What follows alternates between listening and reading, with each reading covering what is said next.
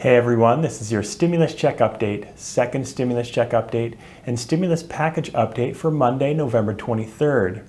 I hope you had a wonderful weekend.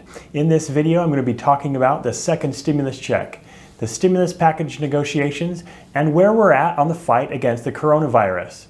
If this is your first time to my channel, my name is Justin and I do stimulus check updates, talk about Social Security, as well as teach you how to save money, make money, and improve your net worth. If any of that interests you, be sure to subscribe to my channel and hit the notification bell so that you'll be notified each and every time I upload a new video.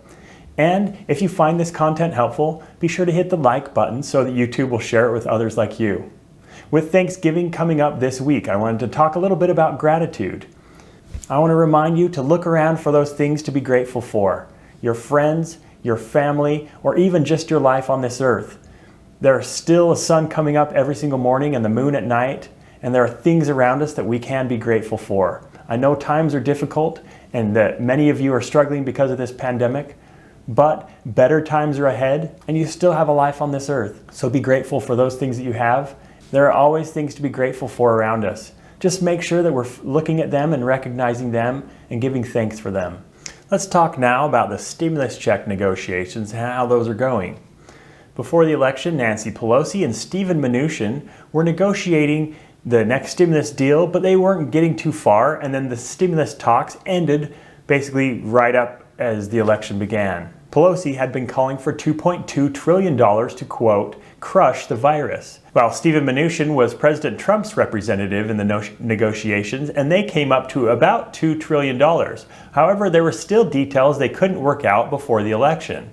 Since then, they haven't met again. However, there have been other stimulus talks between others. Last week, Mitch McConnell, who won his re-election campaign in a landslide, decided that he was going to meet with Chuck Schumer and the Democrats to discuss the next stimulus negotiations. Mitch McConnell said, "Hopefully we can get past the impasse we've now had for 4 to 5 months and get serious about doing something that's appropriate. We are still at an impasse as Nancy Pelosi and the Democrats have been asking for that $2.2 trillion number. One of the biggest sticking points was $1 trillion for state and local governments. While the Trump administration and the Republicans have been claiming that the state and local governments still haven't used all of the funding that has been previously allocated from previous stimulus checks or stimulus negotiations. Congress is currently on recess for the Thanksgiving break, and after that they're going to be in a lame duck session. Basically, that many of them will be swapping out with the people that will be replacing them from the results of the elections. So up until January, when new Congress is in session, it will be interesting to see if there are any movements with stimulus talks and also a stimulus package deal. President Trump did tweet last Saturday urging Congress to make it big and focused when talking about a stimulus package deal. Joe Biden, on the other hand, had his own proposals that he set forth during his presidential election campaign. Some of the things he called for were $1,200 stimulus checks, much like President Trump has been calling for, unemployment benefit extension, money for small businesses, and as well as this, Joe Biden has been calling for a $10,000 forgiveness of student loans. Now, many people are thinking, oh, that's great, you're going to be forgiving student loans. However, many people have expressed that these student loan forgiveness will actually benefit the wealthy a lot more than it will the working class. And that's because many of the working class never attended college and don't have student loans. It also punishes those that were frugal and saved and scrimped and everything else and paid for college with scholarships or actually worked their way through college, much like I did. I didn't have any student loans hardly at all when I graduated college because I worked all the way through college and was very frugal and basically spent no money because I didn't have any money. So the student loan forgiveness, while popular with many people, I'm personally not a fan of it, and there are many people that are saying it actually benefits the wealthy a lot more than anyone else. Joe Biden did also call for a $200 temporary benefit increase to Social Security recipients. Now, this would be welcome news for many Social Security recipients. However, it will be interesting to see if Congress picks up on this and does anything with that. As we know, Congress has the power to spend, while the president has limited powers to spend money in that area. President Trump had been wanting to send out stimulus checks via executive order However, he was never able to figure out a way to do so legally, and so he never did. So it'll be interesting to see if that $200 per month Social Security benefit that Joe Biden had been talking about, and an increase of $200 a month, if that's something that's feasible or if it's something that he will need Congress's approval to do so. My guess is that he will need Congress's approval to do so, but it's something that we will keep our eye on. There are 2 runoff elections for senators in the Georgia Senate. Now, this is important for the stimulus negotiations because it could shift the power from the Republicans to the Democrats in the Senate. If the Republicans pick up one of those seats, then they will retain a slim majority in the Senate. So that will be interesting to see how the power shifts in the Senate. The House of Representatives did see a shift towards the Republicans, even though they did not completely lose their majority in the House of Representatives. And many are claiming that Nancy Pelosi lost some of her power because of all of the losses in the House of Representatives to Democrats that were supporters of Nancy Pelosi, and that many people were dissatisfied with how she was leading the House of Representatives.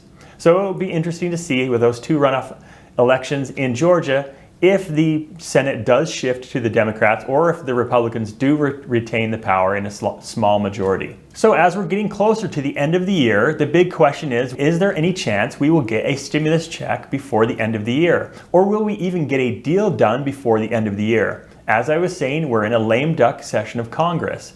And with President Trump on his way out and Joe Biden seemingly set to replace him, will that have any effect on the stimulus check and whether we will actually get a stimulus check in the next month and a half? $1,200 stimulus checks do still seem to be on the table, as both sides previously have expressed that stimulus checks would be something that would help out the American people.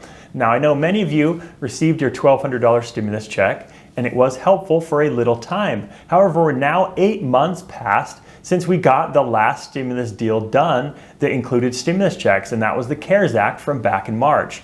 $1,200 does not go very far, and on average, that basically covers 1 month's rent in America. So many people are trying to figure out how they can get by, and that $1,200 stimulus check seems to be long overdue. There have been some other proposals, like the Problem Solvers Caucus proposal that included multiple stimulus checks, but that was shot down mostly by Nancy Pelosi and some of her party. There are other plans and everything else that have been proposed, but it'll be interesting to see over the next couple weeks if anything can get done. Next week, when Congress is back in session, hopefully we'll get a better idea if there is a stimulus check deal that should be coming soon.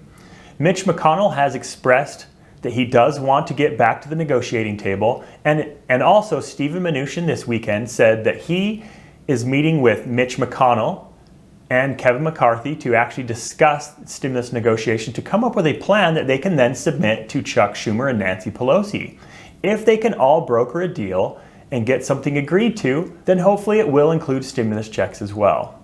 Let's talk a little bit about the coronavirus and where we're at with the coronavirus, because it's pretty much taken over a lot of our lives right now. Since the election, we have had multiple drug companies that have come out and said that their preliminary trials have been very effective. Moderna just came out recently and said that their trials have shown that their vaccine is 94% effective against the coronavirus.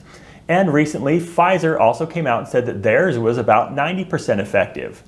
Just for context, the flu vaccine for last year was only about 45% effective against the strains of flu that hit us last year, kind of the end of 19 and the start of 2020. So these coronavirus vaccines sound very promising. If they can get approval from the FDA and actually be dispersed to the American people, that would be a huge help to getting us back to some semblance of normal life. If the coronavirus is stemmed and we can actually slow the spread of the coronavirus and actually stop the virus, it would go a long way into getting people back to work, get the economy back, in a decent trajectory, and hopefully get a lot of you people getting some money that you weren't getting before. I hope you have a wonderful week. Once again, remember to be grateful for those things that you have, whether it's your friends, your family, your home, or anything else you may be able to receive and have gratitude for in your life. As you express gratitude, you will be a lot happier in your life. Also, look for opportunities to serve other people. Thank you once again for watching. I hope you have a wonderful day, and I will talk to you again soon.